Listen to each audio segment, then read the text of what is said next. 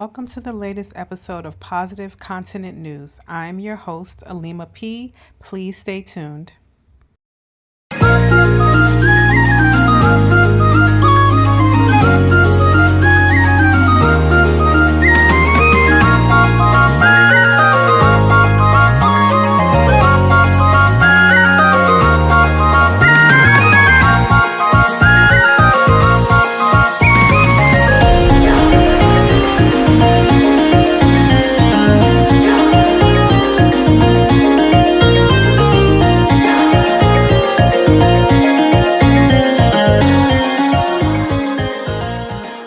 Our first story today comes from a city called Pointe Noire in the Republic of Congo. Between March 8th and March 10th, there was a women's stand-up festival, also known as Stand-up au Féminin Festival. So basically, there are women comedians throughout the continent. It seems like with this particular festival, most of these women were concentrated from Western and Central Africa that basically use comedy to talk about taboo issues in many societies.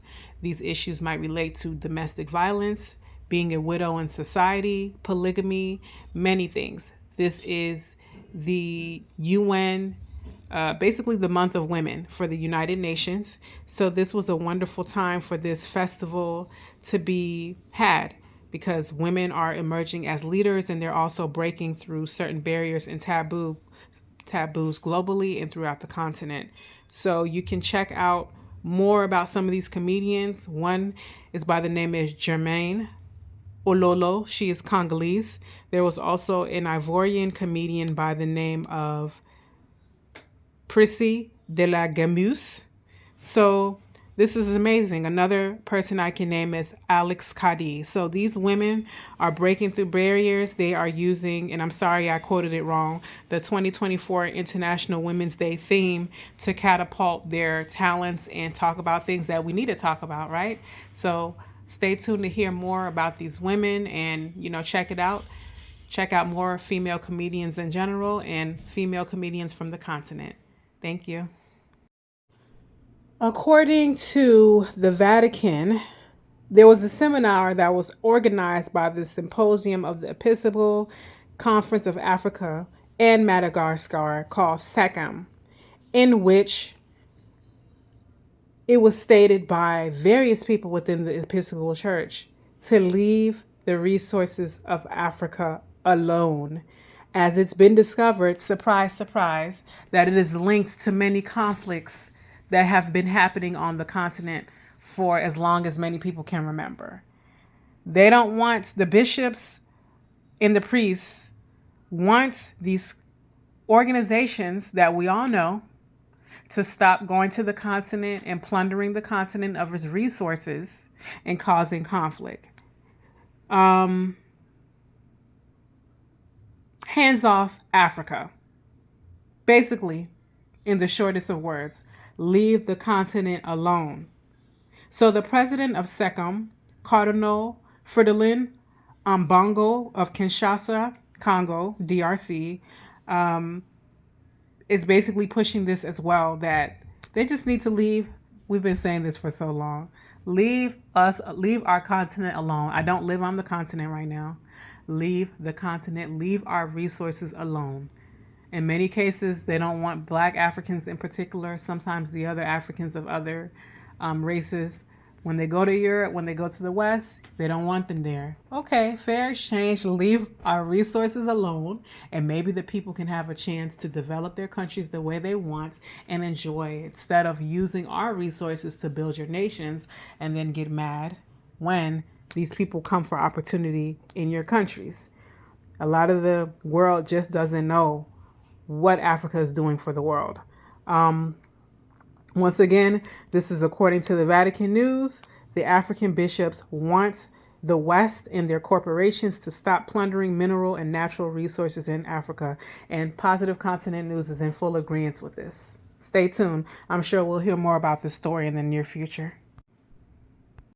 I would like to call myself an OG African movie watcher. This was back when a lot of the African or continental films were put on VHS, and then they were usually bootleg, and then they eventually moved to DVD, and then the official copies of the DVDs would be available in certain markets in the United States in particular. That would include Philadelphia, Minnesota, Atlanta, Bronx, New York, Newark, New Jersey. That's where you would be able to find these films. I remember and this was in particular Nollywood, but then other African films were being brought here to America. And for me, it is important to highlight that everyone was making their films, but because of the heavy production going on in Nigeria, and I also would account the huge population and diaspora, that is what kind of took over. But all of the countries were making their films around the same time.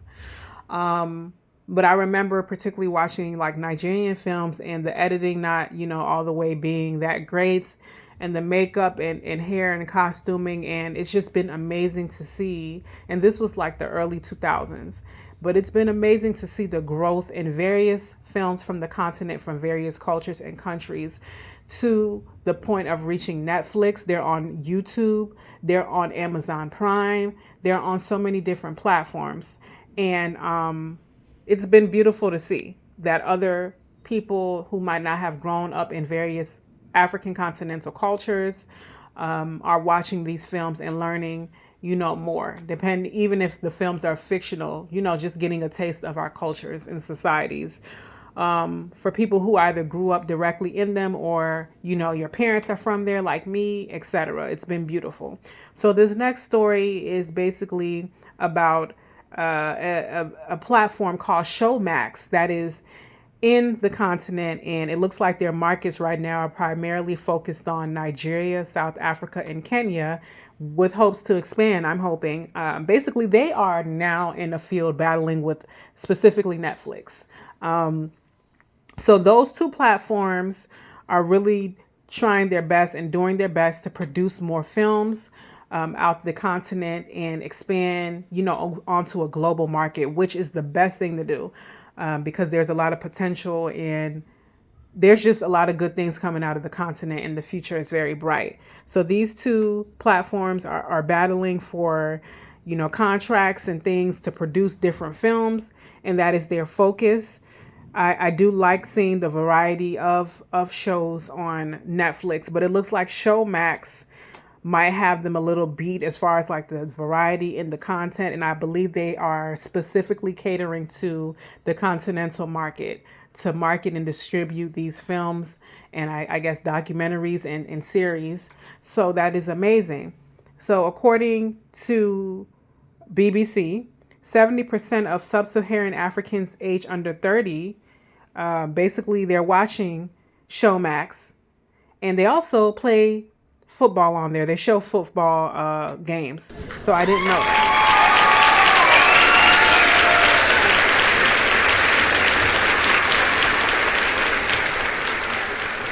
So in brief, this story is basically just talking about Showmax taking over the continent, wanting to expand, and the only concerns now is getting stable broadband internet and even sometimes having stable electricity throughout the continent for us or people who live there, in particular, to get access to these different programs ranging from football league matches to documentaries and films, which is something that will continually be worked on.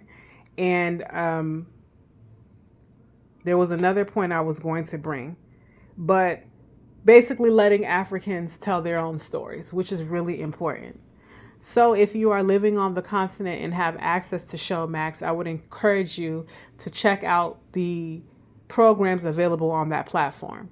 If you are there, and like I said, it's a beautiful thing to see, people wanting and fighting, or networks or platforms, digital companies fighting over the attention of the people on the continent. So stay tuned to see, more wonderful programs being shown on that platform. Final story of the evening is about an initiative called Trees for the Future, also known as Trees. So last month it was awarded the status of the World Restoration Flagship. The idea is to plant This is another tree initiative happening on the continent to plant trees 7 times the size of Manhattan, New York. They've started already in places like Senegal, Mali, the Sahel region, which I've pointed in previous episodes, which kind of starts from West Africa, like Mali, the Sahel region of Senegal and other places, Burkina Faso, Mauritania, and it kind of goes across to Ethiopia and those other countries. So this is to basically kind of reverse climate change, which basically turned the Sahel, which was like a savanna at one point thousands of years ago, into a desert, to kind of slow that process down. And we all know the benefits of planting more trees. So this initiative has persuaded local farmers in these different countries to participate. By 2030, it aims to create 230,000 jobs and plant 1 billion trees. My hope is that this comes to fruition. My hope is that the people who are planting the trees get what they deserve as far as compensation and benefits. Like I said, there's many initiatives already happening across the continent. I do think they need the manpower for sure to plant the trees, and the money for sure to pay the people who are planting the trees. So we'll see what will happen with this. In the past, other initiatives or ideas have been debunked through different studies, but we need more trees. We need them everywhere. So we'll stay tuned with this story as well to see, what will happen with this, in the coming years. So this is your story or your newscast for today. I hope you enjoy it. Please do not forget to like, share, and comment. I also have another channel called The Colorism Chronicles, self-explanatory. You can go there to check me out there as well. And I want to just leave on a final note to live your life to the fullest. Live your life to the fullest. Tomorrow's not promised. And when you are older, you don't want to be full of regrets, but full of great memories. Take care until next time.